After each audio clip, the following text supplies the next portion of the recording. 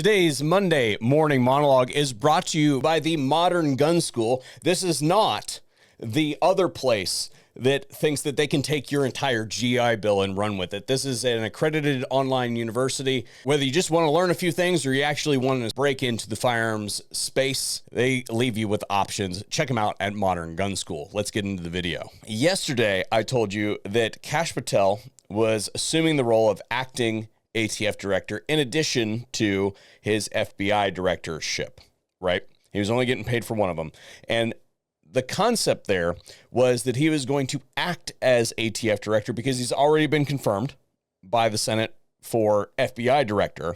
So he has elevated himself above the scrutiny of some of the legalese that might impact his decision-making processes at that position because he has been confirmed by the Senate.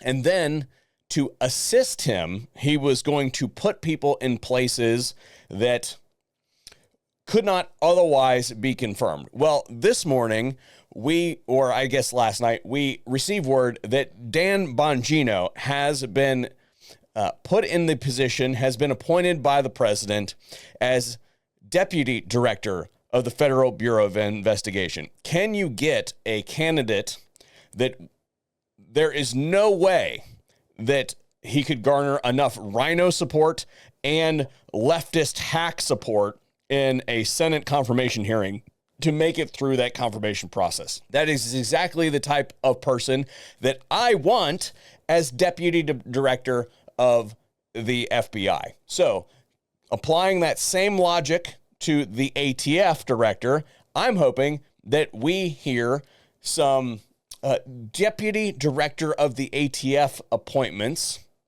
coming this week. There are some people in our government and in our establishment media who say that the president is putting these people into these positions so that they will go after his political enemies.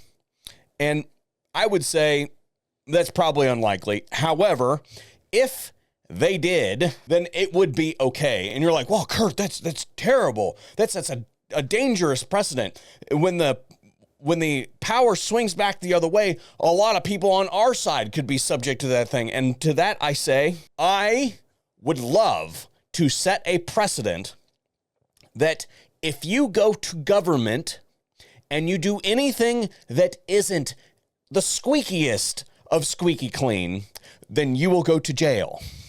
That would be fantastic to me because I am so sick and tired of having the government steal money from me under the guise of taxes and for these people to launder it and sell it to other countries that don't deserve it. Meanwhile, we have people in Western North Carolina and Eastern Tennessee that are freezing because the government still hasn't gotten around to provide them the aid for the natural disaster that happened over the summer. This is just one example, but if you go into government and you are broke, and then a couple years after being in government, you're a multi-millionaire, we, the taxpayer, deserve to know how. And in finding out that how you did some shady shit, then you should be in federal pound me in the ass prison because I guarantee you, I'm currently doing my taxes right now, and the rectal exam that I would undergo,